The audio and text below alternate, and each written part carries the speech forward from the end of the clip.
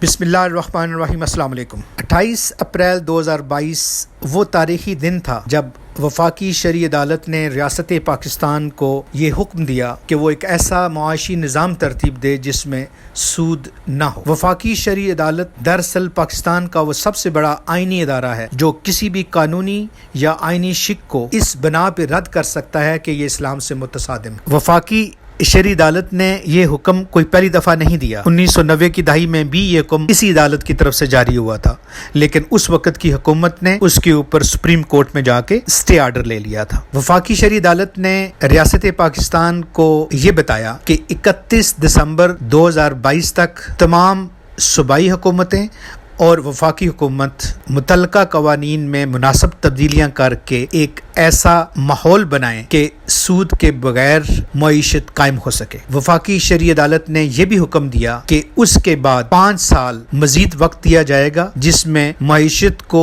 नए कवानीन के मुताबिक एडजस्ट करना होगा। यानी 31 दिसंबर 2027 को वफाकी शरई अदालत का ये हुक्म नाफिजुल अमल हो जाएगा।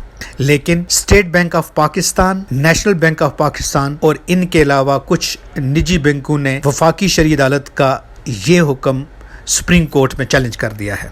अब देखना यह है कि हमारी सुप्रीम कोर्ट, हमारी अवाम और हमारे अवामी नुमाइंदे इसके ऊपर अपना अपना किरदार कैसे अदा करते हैं। फिलहाल हम देख सकते हैं कि किसी भी मेन स्ट्रीम मीडिया में, सोशल मीडिया में या प्रिंट मीडिया में आपको किसी मजहबी सियासी जमात का कोई नुमाइंदा इस मौजू पे बात करता हुआ नजर नहीं आता। इस मामले में अवाम से ये अपील है कि वो खुद भी मुतहर्रिक हों और अपने मुतल्लका नुमाइंदों को भी मुतहर्रिक करें और ये कोशिश करें कि आगे आने वाले इलेक्शन में तमाम बड़ी पार्टियों के मंशूर में ये बात शामिल हो। वो ऐसा मुआशी निज़ाम तरतीब देंगे जिसमें सूद नाम की चीज नहीं होगी, वगरना अल्लाह और उसके रसूल के साथ इस कौम की जंग जारी रहेगी और ये बताने की जरूरत नहीं है कि इसमें हार किसकी होगी। अल्लाह ताला हमारा हामी और नासर हो। बहुत शुक्रिया।